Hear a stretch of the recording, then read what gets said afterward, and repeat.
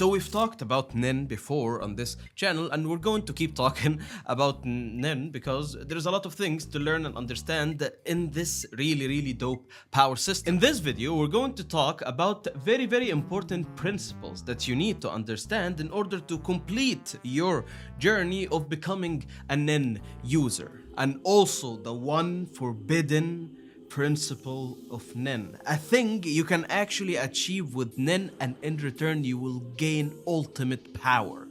This is post-mortem Nen, which is weird because in order to gain this much power you have to die. But first, the thing you have to understand in order to be able to unlock all of your Nen possibilities is to make sure you're subscribed to the Hunter Society. Where else are you going to get this Nen knowledge from, huh? Not only the Nen power system, but also a lot of things regarding to anime and other shows and stuff like that. Subscribe. The 4 basic techniques of learning Nen are 10, basically, shroud of aura around your body. Ren, to release that aura. Zetsu, to conceal this aura completely, and Hatsu, to manifest your aura into your special power. There are more Nen techniques similar to the basics ones, but are just more advanced. We're going to say them fairly quick in order to get to the really fun stuff later on, so stay tuned.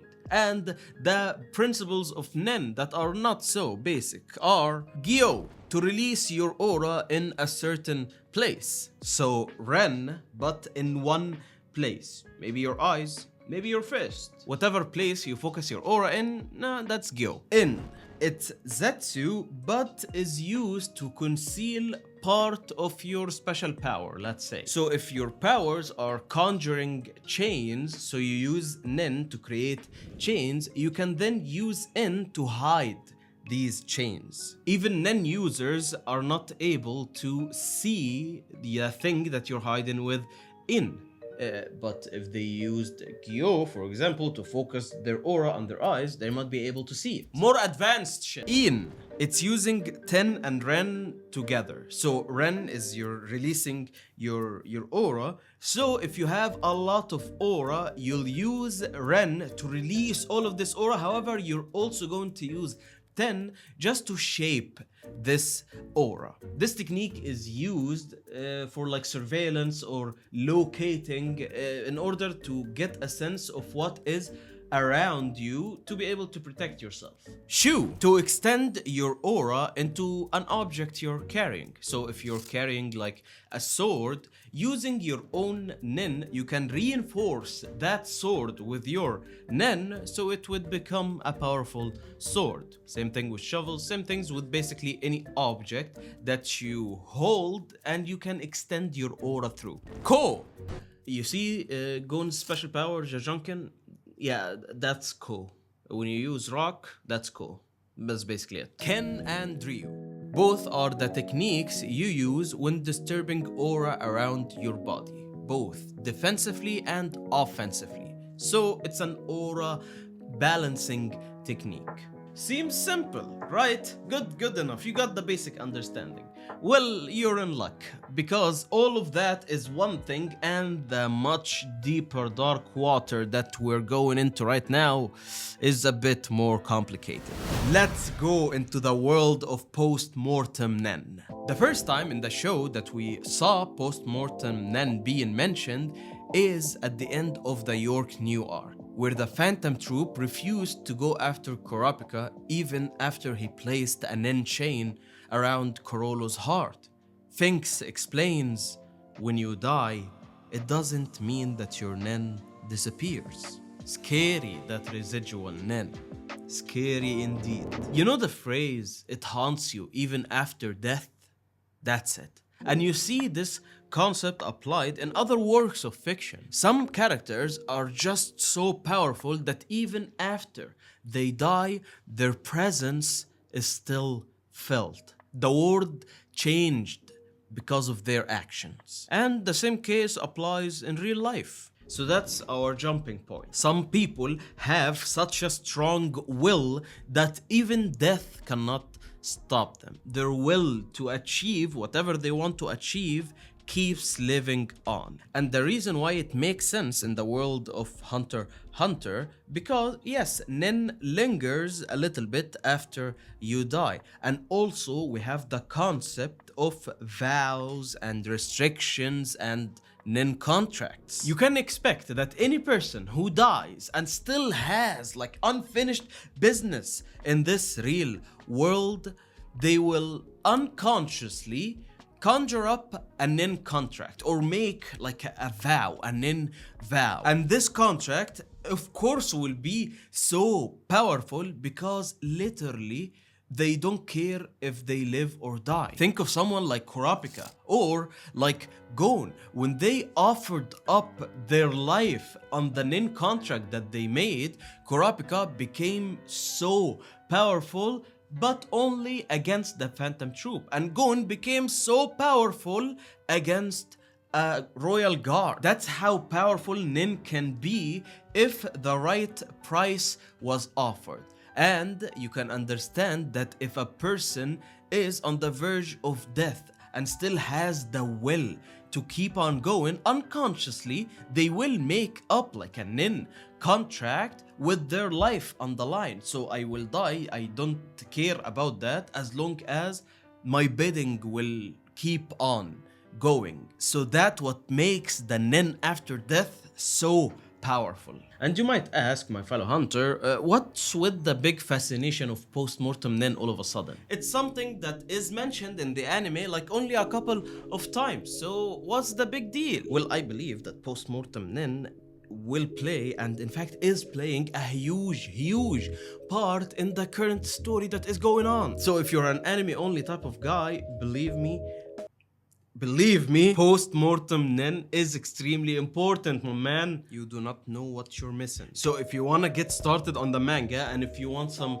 recaps and explainers on the story that is going on right now, make sure you stick around, subscribe to the channel. We cover Hunter x Hunter and other shows here on the channel, so stick around. You're gonna have a good time. You'll have a lot of content to enjoy while the next chapter of your favorite manga drops. And now let's look at some examples from Hunter x Hunter to explain more. First, we saw it used by P2. While fighting a dull Gon, P2 got the beaten out of her. And on one final attempt to take down Gon, they activated the Trapezoid. One of P2's powers was activated after they died. That came from her wanting to protect the king at all cost. Her will and resolve was so powerful that it unlocked this powers. However, the resolve of Gon was greater and he won at the end. But at what cost? After that, the Ant King came back from the death. Not through only will powers. No, he came back because he had a huge help from his royal guards, literally feeding themselves to him. We don't talk about that enough. But he came back from the death and was even more powerful. Because Nen after death makes you very strong. And now we are going to go into manga territories, so if you don't want anything spoiled to you after chapter 340, thank you so much for watching. Thank you for sticking around. Believe me, there is a lot of really cool stuff happening in the manga, so make sure you check it out. If you want like an introduction into what is going on, make sure you watch this video, and I'll be happy to have you back when you're all caught up. Now, let's talk about the fight.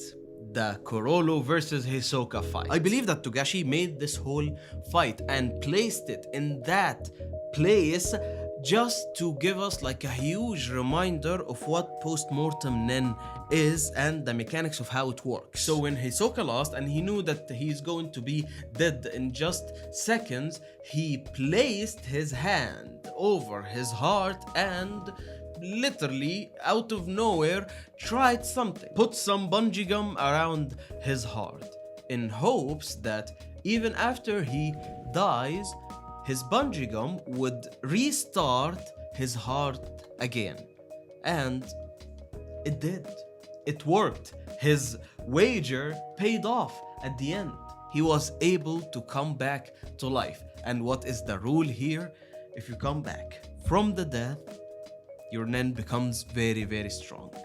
post-mortem Nen. Hisoka was just not ready to die. He did not want to die that much that the residual Nen left was able to restart his heart again. Scary.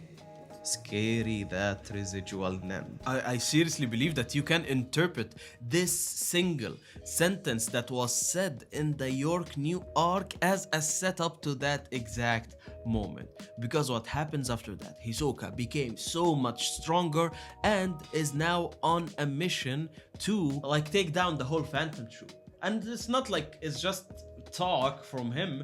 He already did take down 2 of them in a single panel, effortlessly taking them down, effortlessly creating a new arm and skin for him using textural surprise. And yeah, Hisoka is Hisokaing. Then we go to the main event, the main story going on in the manga right now, the Succession War arc. The whole arc is fueled by the idea of post-mortem Nen. The seed urn ceremony, this thing is post-mortem Nen in action. You see, way back when the Kakin were not that strong and the country, the whole empire was collapsing, the king of Kakin conjured this urn. And that's what I like about the whole idea of the Succession War, because you know, royal families from all around the world and way back then in history, you always hear this internal conflict politics wise on who is going after the throne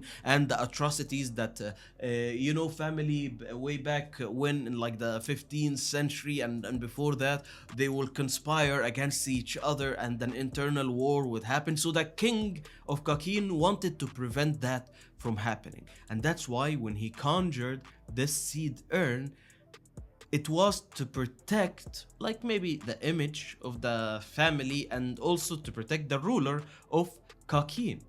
And when he died, the urn kept on living. He had such a great will and reserve for this tradition to be going on. And this seed urn became stronger like generation after generation, because the seed urn helps the princes to kill each other. And with each kill from one of the princes, the post-mortem Nen of that king fuels the seed urn, and the seed urn becomes stronger and stronger and stronger and stronger and stronger until it is at this point able to conjure up magnificent Nen beast, super powerful Nen beast, to protect people who do not use Nen at all.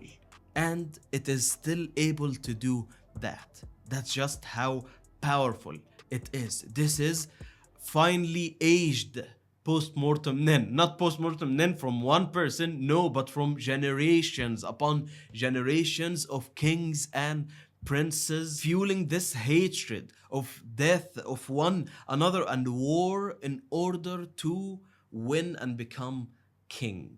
And the seed urn helps them with that. And yeah, there's also second prince Camilla, which is her Nen power is literally she dies, and after she dies, the person who kills her dies and she takes his life power and she comes back to life. So with each time she dies, her Nen beast, not the Nen beast from the Succession War, no, her own Nen beast become even more stronger because she died. So post-mortem Nen, okay, then she dies again, so post-mortem Nen x2, so she dies again, post-mortem Nen x4, and it keeps on going. It's like a post-mortem Nen pyramid scheme.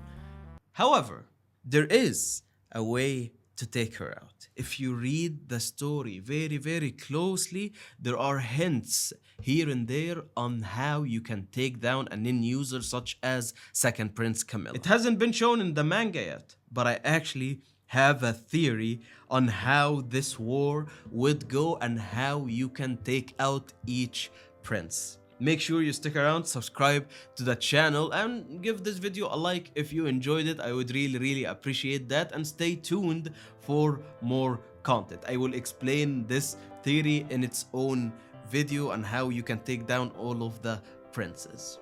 And yeah, thank you again for watching, and have a good day.